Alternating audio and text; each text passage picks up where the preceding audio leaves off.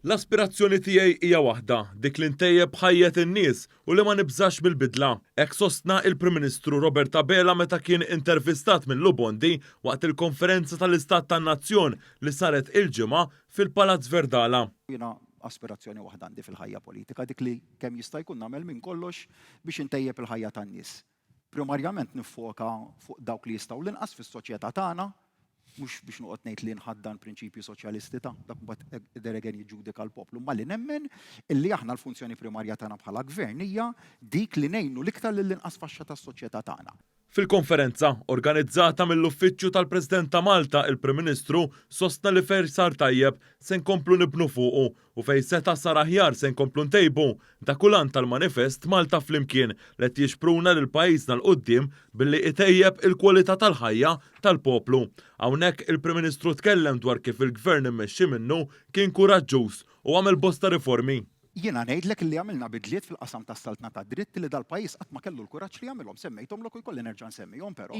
Jiġifieri li inti le għax faċli. Saret kritika. Imma l-kritika ssir dejjem, jiena l-kritika nagħmilha lejn il-gvernijiet nazzjonalisti kollha illi kienu komdi bl-istatus quo tal-ġurnata kienu komdi. Issa tieni kienu komdi jaħtru by handpicking mill-Prim Ministru ta' dakinhar insertaw hekk qudiemna u nsellimlu.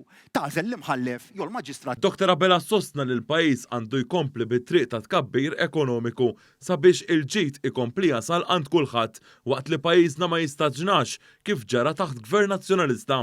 Fil-mument li dal-pajjiż imur f'dik id-direzzjoni ikun qed jagħmel ġennata ekonomikament. Ara ħadd ma jipprova jitlaq minn xi impressjoni li aħna għandna xi faċilità jew xi kumdità bħala pajjiż li m'għandux ebda pajjiż ieħor. Illi nistgħu ngħidu ejja tkabbir ekonomiku tal-pajjiż nikkalmawh.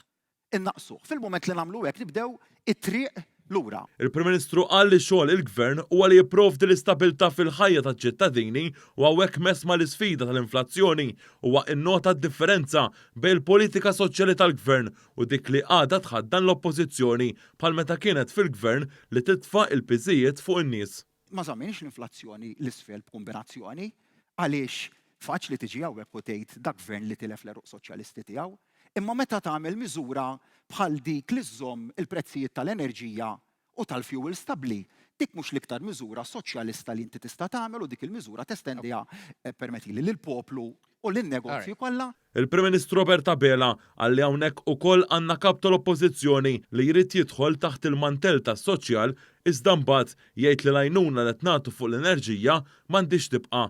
Dr. Abela innota wkoll li dan il-Gvern jagħti ċekkijiet ta' investiment fin-nies u l-Oppożizzjoni tgħid kontrihom huwa innota d-differenza totali bejn il-politika tal-Gvern Laburista u dik li ħaddan il-Partit Nazzjonalista. Dwar it-tibdil fil-Kostituzzjoni, il-Prim Ministru Robert Abela għal il-Gvern għamel tibdil maġġuri fosthom l-infatam l-Avukat Ġenerali mill-Eżekuttiv tal-pajjiż u hemmhekk inħoloq l-Uffiċċju tal-Avukat tal-Istat għal il-Gvern irid jaħdem fuq aktar tibdil fil-Kostituzzjoni u fost dawn hemm il-bidla fl-FIU. Il-Prim Ministru iżda qal li din il-bidla tinsab ipparalizzata minħabba li l-Oppożizzjoni mhux taqbel u jeħtieġ il-vot ta' żewġ terzi. Huwa staqsa numru ta' mistoqsijiet u qal li għandu jkun hemm diskussjoni dwar bidla fil-liġi elettorali. Il-Prim Ministru saħaq li ma jistax ikollna nazzjon b'saħħtu jekk il-poplu ma jkunx b'saħħtu u hawn semma l-importanza tal-ugwaljanza, semma id-drittijiet ċivili introdotti u l-bidliet li għamel il-Gvern pereżempju fil-liġi tal-IVF. Waqt li aktar nies qed isiru sidin ta' darhom permezz ta' skemi fil-qasam tal-akkomodazzjoni. Il-Prim Ministru Robert Abela ħeġġeġ biex ma jsirx l-iżball li sar minn Gvern Nazzjonalista bejn l-2008 u l-2013 meta staġna u għoġbu l-istatus quo. Mistoqsi minn il-Prim Ministru wieġeb li huma jibżax mill-bidliet u li se jkompli jimbotta favur riformi favur in-nies. Irrimarka li hu jiddejja quddiem l-inġustizzja soċjali u rrefera għal sentenza l-qorti li ħarġet din il-ġimgħa li fiha prospettiva li għaddiet minn abbuż spiċċat ikkundannata kriminalment skont il-liġi preżenti. Nemmen li jien bniedem illi l-inġustizzji soċjali idejquni ħafna u jweġġawni. Kellna waħda dil-ġimgħa. Ġifieri dil-ġimgħa kellna sentenza mhux ħanejt storik għax ma nafx l-ewwel waħda ma probabbli minn tal-ewwel. Fej persuna prospettiva ġiet ikkundannata għal abort ġewwa pajjiżna u kważi ma tkellem ħadd Alla jbierek. Il-Prim Ministru tkellem favur dibattitu biex ikun hawn leġiżlazzjoni favur ir-realtajiet tan-nies.